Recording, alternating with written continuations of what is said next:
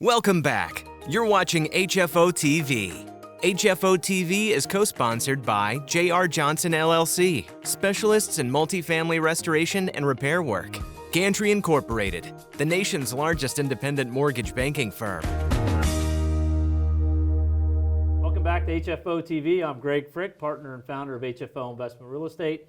We're here today to talk with Quinn Posner. He's the founder and lawyer at Northwest Landlord Solutions. They are a landlord-tenant law firm in Clark County, specializing in landlord-tenant law in the state of Washington, but specifically Clark County. So, Quinn, thank you for taking the time to speak with us. Yeah, absolutely. Thank you for having me here.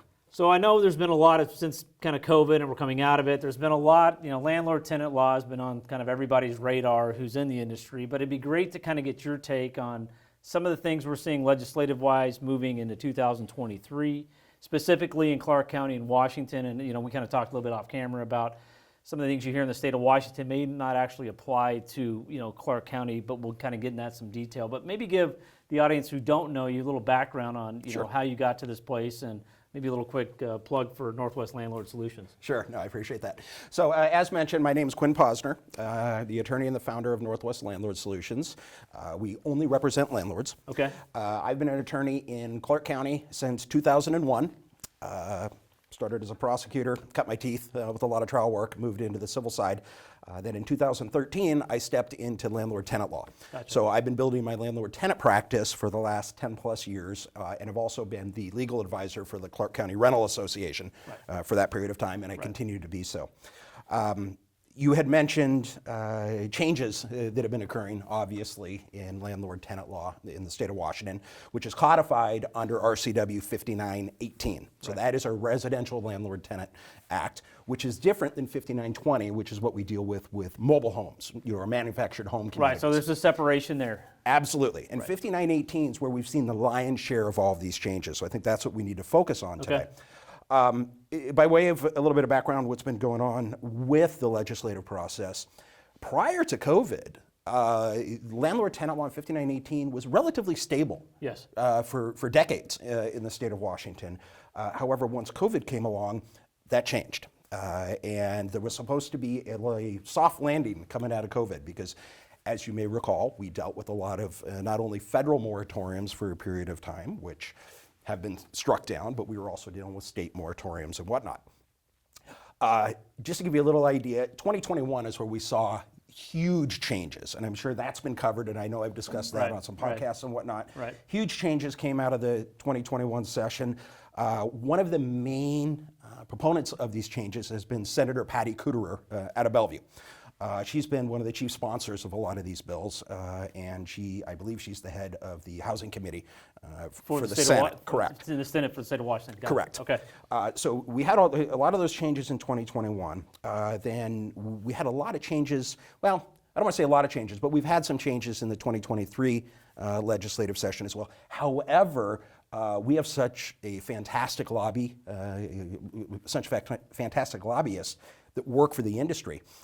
They were able to curtail a lot of the changes that were desired. So we saw a bunch of proposals coming out, and we were sending out notifications to people that owned in the state of Washington and Clark County, and it was like, holy smokes, of these. And we've seen this in a lot of states as we've got new legislatures, people in, offices in Salem and Olympia and probably Sacramento as well.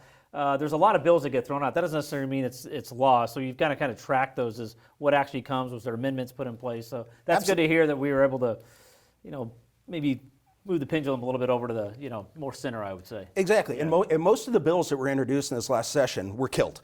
Okay. And one of the big ones was rent control. They tried rent control yet again in the state of Washington. They do it every year. That died again this year. So that's a huge victory. And what do you guys sense is the support getting? I mean, they keep trying it. Is it? Is there getting more support in that? You think, still with people, or is it still kind of where it's been? I mean, because as you know, Oregon's got statewide rent control. Yeah. Well, in Washington, I think the last couple of years it's been relatively stable on who's on what side of the ledger. Okay. Obviously, we have we're pretty controlled by the Democrats in the state of Washington, much like the state of Oregon. But fortunately, a lot of what the more progressive bills wanted, they weren't able to go forward with. So those are the ones you guys. Yes. Okay, got it. Okay. Yep. So one of the things we've seen that I know we wanted to discuss would have been Senate Bill 5197, and that change it made some changes in the eviction process, but not a whole heck of a lot in the way of changes. Okay, and I'm actually going to let's get into this. So currently, the way things work in the state of Washington, and this is coming out of the 2021 session. Okay. Prior to 2021, you had to serve a 14-day notice to pay or vacate if there was a non-payment case. That was it. Okay. As probably most of your viewers know who have properties in the state of Washington, that has changed such that we have the 14-day notice to pay or vacate, and that's specific. The language has to be what's in the statute. Right. We also have the offer of reasonable repayment plan. We also had the eviction resolution pilot program notice. So there was 3 separate notices. That was statewide, right? That was statewide, and there was 3 different notices. However, things were being handled differently county to county. Because the counties were coming up with their own standing orders, the way this stuff had to be handled. Got it. Okay? So how Snohomish County may have handled them at the court level is different than how Clark County was handling it. And I know those 2 counties were doing things a little bit different. For instance, in Clark County, we were serving all 3 of those notices at the exact same time.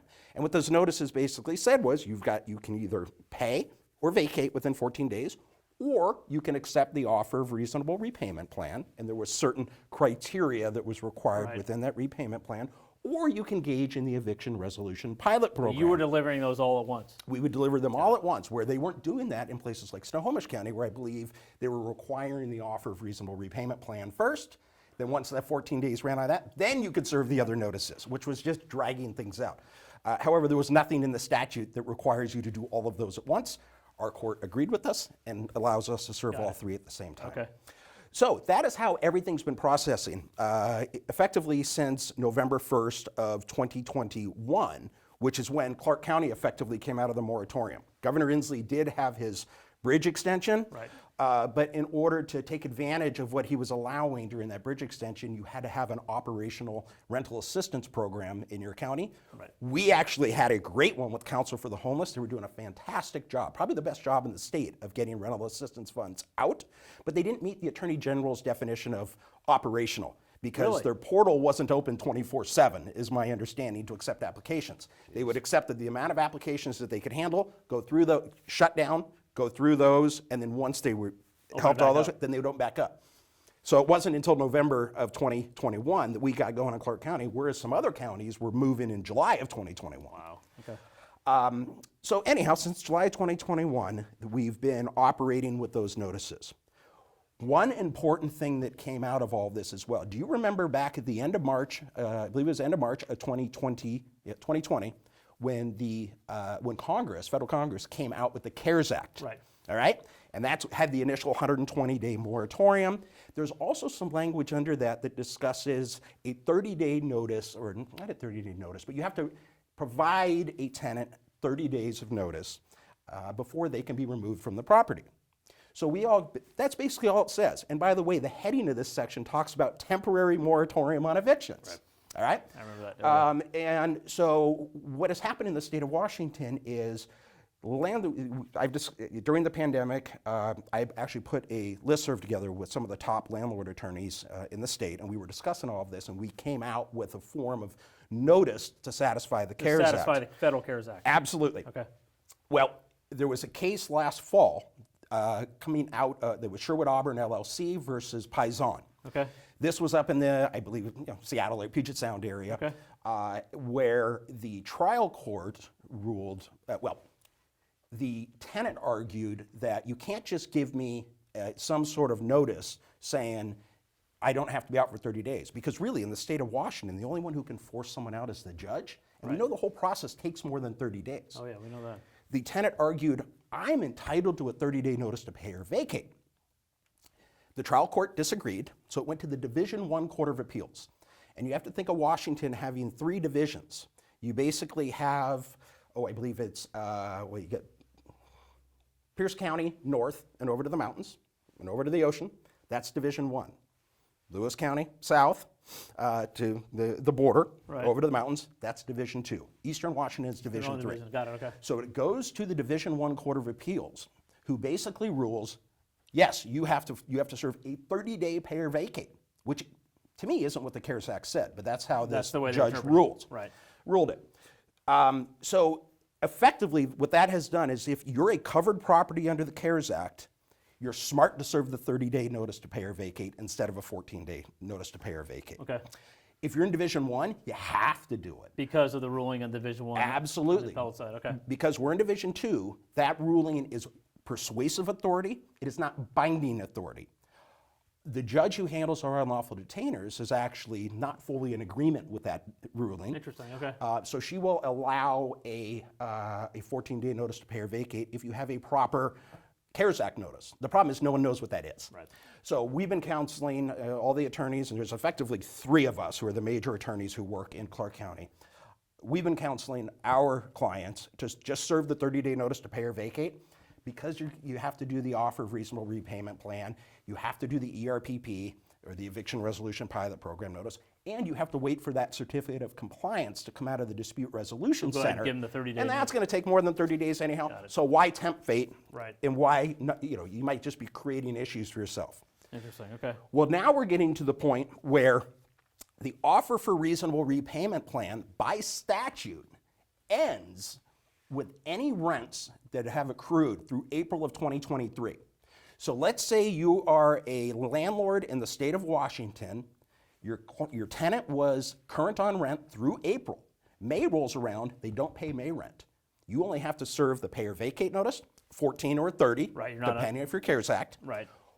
And the Eviction Resolution Pilot Program notice, right? In that case, you don't have to do the offer of reasonable repayment plan anymore. For anything beyond April. Correct. Yeah. But if you have rents, let's say your tenant owes you for March, April, and May, need it for that. You would have to serve the repayment plan as well. Okay.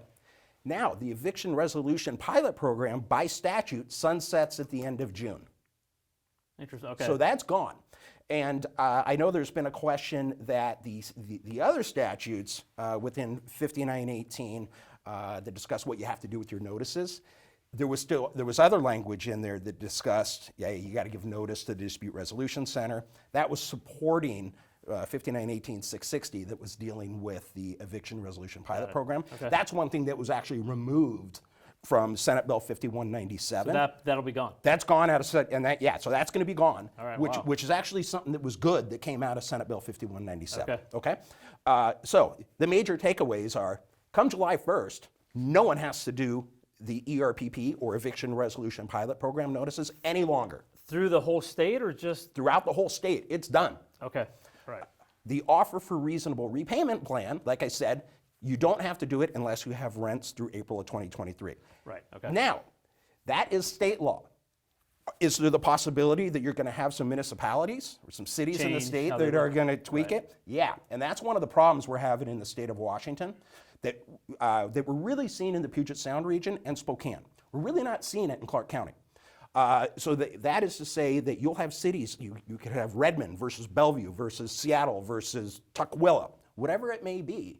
They might have different notices that also have to go out. Right. So what we need and what we don't have in Washington is state preemption. Something to say to the cities, nope, the state law is the law of the land. Because could you imagine being a landlord that has several buildings in those different cities or the counties? And the management companies don't know. Yeah, it's a or nightmare. I talk to the attorneys up there. Right. They are constantly pulling their hair out because they're always having to figure out, what set of rules are they playing with. Right. So effectively, where we will be come July, and if you don't have rents accrued through April of 2023, in Clark County, we're back to the way it was pre-pandemic, effectively. Okay. Which is your pay or vacate notice. Okay. All right? But you're going to have to determine if you're covered property under the CARES Act. There's websites out there that'll tell you, but you should know because essentially what a covered property is if you've got a Fannie or Freddie Mac mortgage, if you're accepting Section 8, some sort of federal benefits, right? Right. They put you under the building under the CARES Correct. Act. Yeah. Correct. Then you're going to have to make sure do the 30-day instead of the 14 pay or vacate just to be safe. So are you having your people is the plan to have them do the 30, if in doubt, do the 30-day? What's kind of that's exactly what I'm saying. It's worth it just to give up the extra 2 weeks, especially when we were waiting for the certificate of compliance. Right. Because otherwise, my concern was always if this eventually gets to our state Supreme Court, they may rule that nope, it's a 30-day, and then what does that say about all your prior evictions? And you've got problems. Yeah. What shocks me is I was convinced that the state Supreme Court, the Washington State Supreme Court, was going to review that decision because things are being interpreted differently around the state. They denied discretionary review. So everyone's throwing their hands up. How could the state Supreme Court... So even though you've got District 1 saying this, District 2 saying this, typically if there's enough activity, it may go to Supreme Court to overrule. Division 2 hasn't said anything. It's just local courts might be doing things. We have local courts in the state doing things differently, right? So we need some sort of, hey, what exactly is going on? Wow. But the state Supreme Court, in essentially a one-line denial, basically said, we're not looking at it. Done. Here's what we're looking at across the country. Okay. There was a court in Colorado that said, you know what, this stuff doesn't apply because the CARES Act is dead now. Right, it's over. And we know that President Biden just, his declaration of emergency is gone, or his state of emergency is gone. Well, all of this is connected to that. So why is the CARES Act even an issue any longer? But it is because of legislative drafting. Right. I still look at it and wonder, where does it say that this is permanent? The whole title of it is Temporary Moratorium on Evictions. So with the CARES Act gone, and we have different, so from an owner standpoint, our clients coming in, I mean, definitely you need to get legal counsel when you're dealing with this stuff. It's going to depend on what region or what county you're in within the state of Washington. Correct. And correct. And how the the individual judges are handling things, and how the our standing orders, because we have standing orders in each county that was required to basically spell out, here's how the process is going to work in this county. Okay. And is there legislation in the works in Olympia that's going to try to normalize this, or is it still not right now? Really? Not right now. And I think one of the reasons why you're going to see that, not to get on my political soapbox too much, that's right. We're here for that. So that's okay. All right, much like Oregon, in the Portland metro area, our politics in Washington are driven by the Puget Sound region. Right. And so you have people who don't want to give these sorts of things up because it's adding to tenant protections. Right. Because to a lot of these people, landlords are evil people, and they've got the monocle and and whatnot. Which brings me also to something that changed in the 2021 session that we're seeing an impact of. And it could be a good thing, but there is right to counsel for low-income tenants. Right. It used to be we didn't have that. And I can understand why that's been put in place, because there was a lot of tenants who came into an eviction case. They didn't know what they were doing. They didn't know if they had defenses, so they wouldn't show up. So now you have right to counsel. So now if they qualify, they have right to counsel. And in Clark County, I see that I think it's been a decent thing, because we have our local housing justice project, and they can be good attorneys to work with. We can hammer out deals. They get rental assistance. We may agree, hey, back rent gets paid, and the next 3 months get paid. Those sorts of things, and everybody's happy. What I understand coming out of the Seattle area is we have what's called Northwest Justice Project out of the Seattle area. They can be aggressive in their tenant representation, and we do have a couple of them too that I deal with regularly down in Clark County, who can be somewhat aggressive, but have good working relationship with them. Got it. Okay. The other thing we're seeing now is the King County Bar Association Housing Justice Project. They have put together a post-writ team. So this means after we have our writ of restitution and a lockout scheduled, they try to then get involved at that point and unwind everything that's happened. After all the process has gone through. Yep. But that's before the sheriff gets there. King County. For now. No, they are spreading out throughout the state. Oh boy, okay. I've had them get involved in a number of cases after we had a judgment and a writ in Clark County. I know they've opened a satellite office in Spokane. So how do the judges like that? I mean, what? I haven't spoken to the judge about any of our judges about it, so I can't really say how they feel about it. I think most judges are going to say, well, if there is a legal argument here, I'm going to listen to the legal argument, as a judge should, right? Right. But we've gone through all the process, and then all this. Yeah, I don't know what any personal feelings may be. For me, I would feel it's inappropriate to discuss that with them, right? Because it's we're on different sides of the sides of the argument. I understand. I was just So there was a couple other little changes, the type of thing that we are seeing in the state of Washington. For instance, on a non-payment case, and most of our issues is dealing with non-payment. Your other ones, 10 days, comply and vacate, those sorts of things are pretty standard. But it used to be that if a judgment, or if an unlawful detainer for non-payment is filed, we had 5918-410. And what 5918-410 basically said is, hey, up until basically the moment of the hearing, if a tenant can pay off the rent as owed, plus court costs, but not attorney fees. Court costs. Correct. So a filing fee, process server fee, and pay what's owed restores the tenancy. Okay.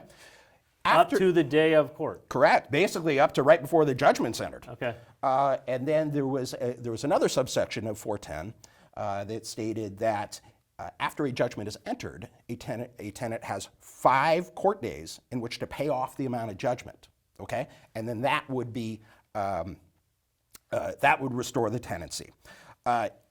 That's been amended in the most recent session. It still says 5 court days, but it says, but if a tenant is able to come up with some sort of financial assistance from government or a nonprofit entity, then they get up until the moment of the lockout, essentially, right? Do they got to show proof that they're in the queue on that? Yeah, they have to have a pledge. Okay. And if they get it before the sheriff comes out and physically removes them, then it restores the tenancy. And does the pledge have to be for the full amount? It would have to be. It has to be for basically the amount of the judgment, and if you bleed over into another month, for that month as well. I got it, okay. Everything that's due up until that point. So that's something that's new. It also would include a $75 late fee.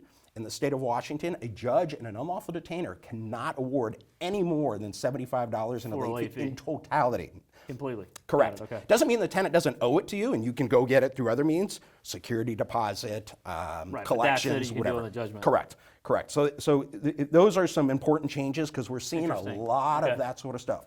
The other thing is, if a tenant before the court hearing had a pledge of financial assistance, they would get a 7 court day delay, and the plaintiff would have to delay it 7 court days, which is a 2-week continuance, right? Because we're talking about court days, not calendar days. Right. That's being changed to 14 days, which is basically going to give 3 weeks.